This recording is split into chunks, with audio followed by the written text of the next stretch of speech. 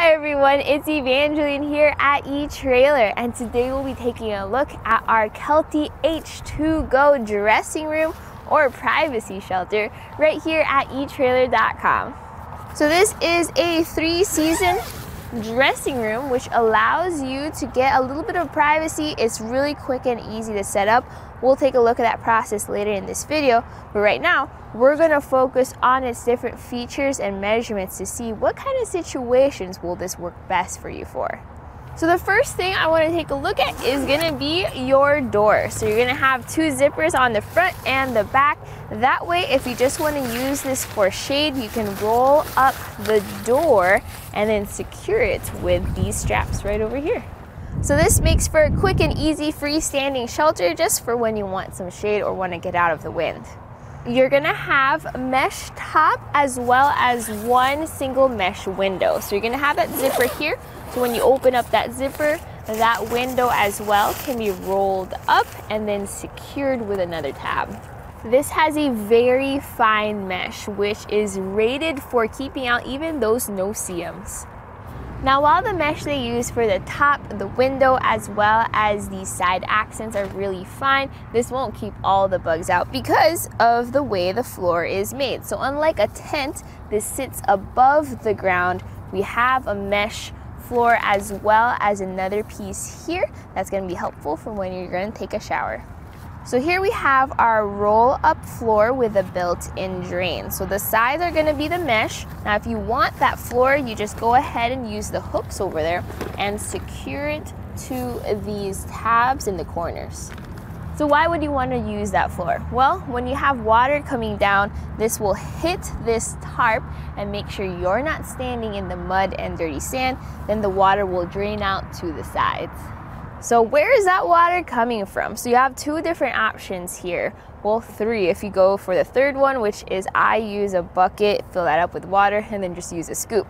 But if you want to be a little bit fancier, you can use either the hook on top and hook up a solar shower like what I have here from Coglins, or the road shower from Yakima. You can also get access to a little hose vent right over here in the corner. That center hook on top is pretty small, so I recommend using your own carabiner or getting another carabiner here from eTrailer to use it. The good news is though that can support up to 5 gallons with a fully filled up bag. You're gonna have 2 mesh pockets here, and then this is a perfect spot to put your items for when you need to shower, like your phone, your glasses, your shampoo, your conditioner, your soap, your toothbrushes, whatever you can think of. Another thing about those side pockets is if they're not high enough to store your essentials, you also have 2 ceiling pockets. Now let's talk about dimensions. So your actual floor space is going to be 14 by 5 feet. And then for the maximum height, that's going to be 86 inches or a little over 7 feet. Your width and your length are going to be the same. It's a square, and that's going to be 46 inches long as well as wide.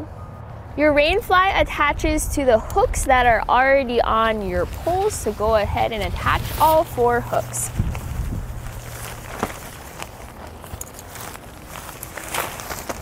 So storm is kicking up here at eTrailer, so once all 4 corners of your rain fly are secured, go ahead and zip up those windows and those doors. As I zip this up, notice how we have those seams on the inside just to help maintain that water resistance. So speaking of water resistance, notice how even as I pour the water onto our dressing room here or our privacy shelter, it just falls right off of the material itself. You will have to be conscious though of the mesh underneath. You also have an integrated clothesline over here to the side. So if you did your laundry, or let's say you're at the beach and you just need to hang up your towels or your clothes, they can go right here. So it's been a pretty windy day here at eTrailer, and our dressing room has held up even against that wind, which is awesome. That's because we have these steel poles giving that durability, as well as our stakes tightened down, staked down for that stability. So let's take a look at that install process. So this is what your H2Go is going to look like when it arrives. It's all ready to go in its compact position. We have this 14-pound bag with an easy to use strap, making it convenient to keep inside your trailer. your vehicle, or even with your pack, ready to go when you're ready to go. So the dimensions of this bag is going to be 28 inches long by 8 inches tall and then 8 inches deep. Now this will depend on how tightly you are able to tighten up or roll up your dressing room when you're done, but it's a good guesstimation of how much space it's going to take up. So we are going to start opening it up and assembling it. And this is a one-person job, so you can do this all by yourself. We have a cinch strap on the top of our bag, keeping everything safe. So then let's uncinch that and then remove our components.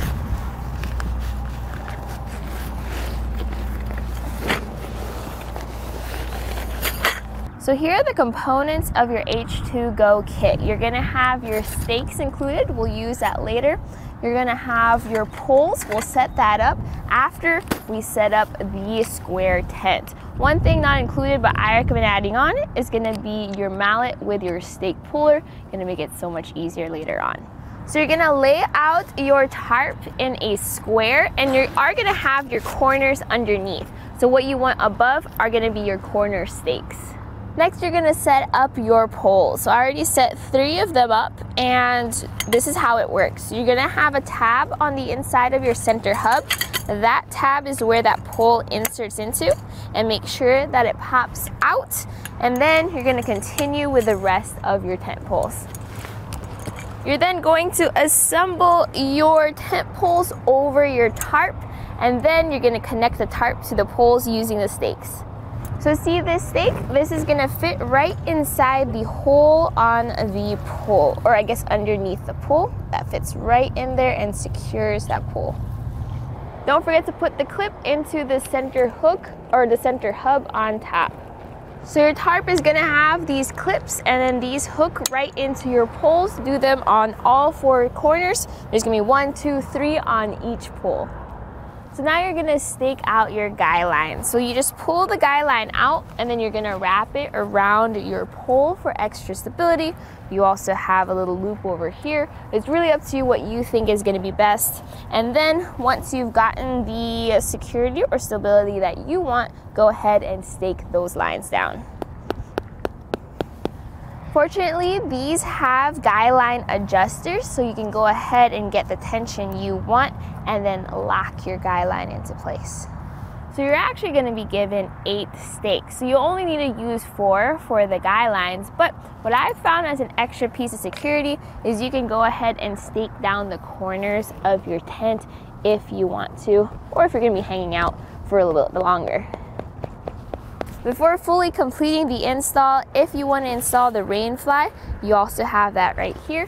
That's going to have a hook that hooks into the top and covers your tent. So that's how you assemble your main portion of your H2Go dressing room. So my personal thoughts about this dressing room or privacy shelter is, 1, I'm very impressed by how it's held up. We have our stakes and they're giving all that support and all that stability. Even in the wind, I feel nice and secure inside of our dressing room. It was also pretty easy to set up once you know what you're doing. Make sure to follow our assembly process to make sure you get through that whole process smoothly.